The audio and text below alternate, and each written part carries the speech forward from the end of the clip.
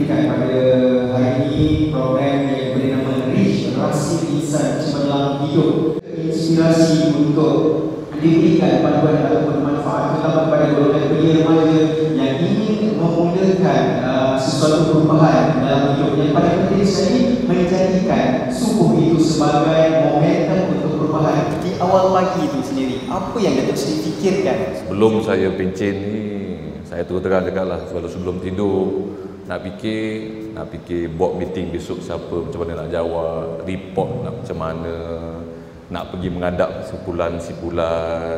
Tapi nak tidur pun tak lenang. Saya masih ingat lah, isteri saya selalu tegur saya, kata, kan, you tidur ni mata terklik tak pernah lena, nama je tidur tapi otak masih berjalan. Alhamdulillah, Tuhan dah bagi, orang kata, kepuasan dalam segi keindahan melalui zaman pencen ni. Jadi pemikiran dah berbeza. Setakat ni Alhamdulillah saya selalu berfikir hari-hari bagaimana saya nak buat perubahan pada diri saya dan insyaAllah perubahan pada masyarakat. Hari ini saya kata anugerah Allah yang beri pada saya dan saya bersyukur kerana dia beri, orang kata, kenikmatan melihat kepuasan masa. Dan masa ni saudara-saudara sekalian, jangan kita ambil senanglah. Umur masih muda ke, malam di Al-Falah umur 36 tahun dah meninggal dunia. Masih muda, orang makan semua hebat, orang kata bereksersis, tapi diambil Allah Subhanahu Wa Taala. Jadi kita ni umur saya rasa agak muda ke tua, wallahu alam, cubalah. Jadi kita kena fikirkan kalau sebelum tidur. Pertamanya saya selalu sekarang ni bersyukur pada Allah Subhanahu Wa Taala kerana Tuhan memberi banyak rezeki, dipanjangkan umur dan beri ruang untuk kata berdakwah sedikitlah, bagi ruang. Sebelum kita ke subuh tu, kita kena bersyukur juga. Tuhan bagi kita hidup satu hari, pertama di bulan Ramadan ini, dipanjangkan umur. Sekali lagi, buat kerja apa-apa pun saudara yang masih bekerja ni, saya pun bekerja, bukan tak pencen, bukan pencen terus. Buatlah kerja ni sebagai ibadah. Satu titik niat kita yang betul, kalau kita set dengan betul, insya-Allah perjalanan kita tak kira lah pergi ke traffic jam ke mana, semua akan mendapat pahala. Tapi kalau kita pasang niat tak betul, semua jadi satu kata masa yang kita buang tak betul pasang. Jadi itulah, takat ini saya selalu beri peringatan pada diri saya sebelum tidur dan bangun tidur, bersyukur kepada Allah SWT dan diminta dipanjangkan umur supaya kita boleh berdakwah dan juga berkongsi ilmu daripada mereka yang perlukan. Saya dan lebih kurang 80 orang jemaah daripada Masjid Al-Falah pergi ke Gaza selama lebih kurang 6 hari. Gaza ni kalau kita lihat di kaca TV lah, terpulang nak buka channel CNN ke buka channel ni, orang kata lebih teruk daripada yang digambarkan. Memang kalau kita masuk di Gaza, bukan sekarang lah, masa zaman Presiden Mursi dulu, memang bordernya dibuka luas, tidak ada rintangan yang kita fikirkan sekatan dan sebagainya. Memang kalau masuk border tu alam wassalam semua kalas. Memang dia suka sangat menerima, khusus orang Malaysia. Tapi dua perkara yang saya nak bercerita, berkongsi pada pagi yang mulia ini.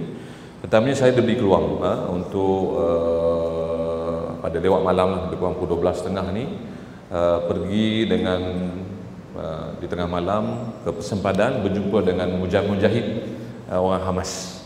Jadi mereka ni pemuda-muda, sebaya anak-anak kita yang remaja 20 sampai 24 tahun.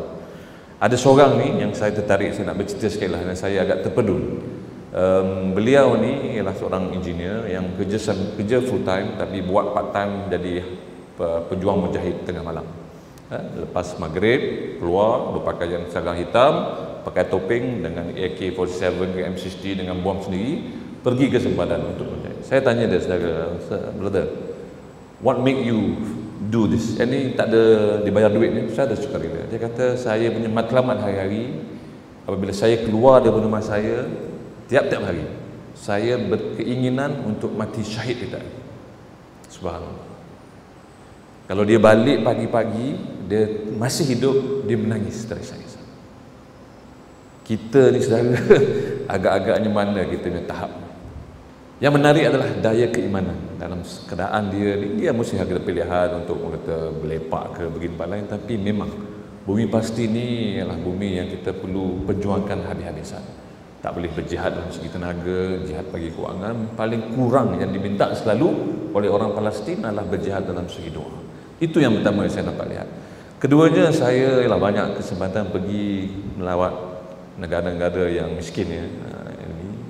Tak payah pergi jauh lah. Kat Malaysia ni kalau pergi ke kampung-kampung ni, Ada kampung yang masih miskin. Dan kalau kita melihat kampung miskin ni, kebanyakan mereka, khusus anak-anak muda yang kecil-kecil ni, pantang nampak orang yang ada berada sikit semua pergi mengemis, kan? Minta, bukan kata orang muda-muda, orang tua pun ada yang mengemis di Malaysia ni. Tapi di Gaza ni, yang saya agak kagum lah, dalam keadaan mereka sekatan ekonomi, makan tanam tak ada, rumah sekecil pun duduk keluarga 8 orang, anak-anak mereka dididik jangan meminta.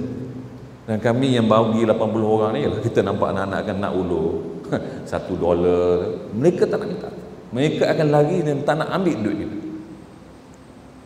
Dan kita pun tanyalah, mungkin tersinggung, dia kata they do not want the money because kalau dia ambil, dia takut duit itu dia pakai untuk persendiri. Tapi kalau kita beri duit untuk orang kata menjana ekonomi, untuk infrastruktur, dia memang mengalur-alurkan. Banyak masjid-masjid, bukan masjid apalah saja, saya nampak ada 2-3 masjid, Masjid Kampung Tengku pun ada membuat kesahaman projek-projek perumahan. Jadi maknanya dalam segi kefahaman, ketahanan dan konsep memperjuangkan tanah air mereka ni, bukan orang tua-tua je, orang veteran-veteran ni yang menjanggup ni macam Syekh Ahmad Yassin arwah kan, anak-anak kecil ni dididik. Yang saya nak bagi Hamas ni, yang pukul 1:30 pagi ni, anak dia umur 8 tahun dia bawa, kata, why do you bring your son? I want my son to be like me when he grows up. Pergilah melihat dengan mata sendiri, memang mereka hebat, ya. Dan saya nak satu sebut, di Gaza ni Perdana Menterinya Ismail Haniyeh, subhanallah, saya tak pernah nampak Perdana Menteri yang senyum sentiasa. Orangnya hafiz, masuk dalam masjid tak buat apa, dia yang mengimamkan sembahyang maghrib dan sembahyang isyak dan sembahyang. Kalau kita pergi graduation ceremony polis dia, kalau kat kita di Pulau ni, polis agak ikrar pun, agak-agak pegangan tak apa, dia akan ikrar dengan pegang Al-Quran. Nak bagi pejuang mujahid pensempadan ni, semua kena hafiz 15 juzuk baru boleh pergi ke pensempadan. Kita ni banyak-banyak 20% saja orang Malaysia yang semayang, orang Islam.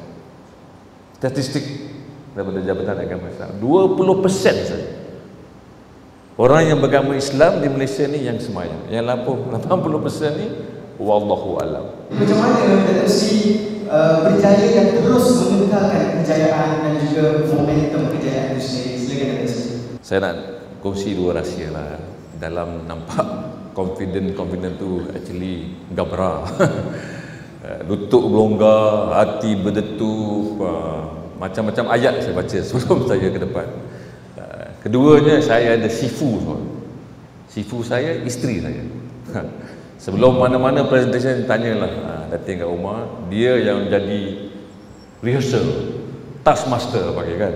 Taskmaster orang rumah ni, berdesing dengan kita.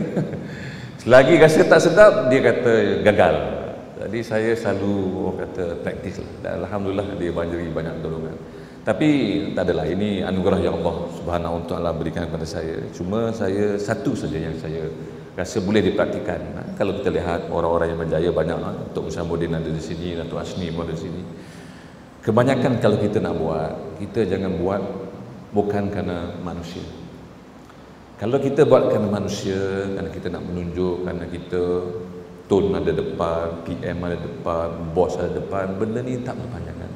Sebab ini bukan datang daripada ihsan hati yang ada dalam badan kita.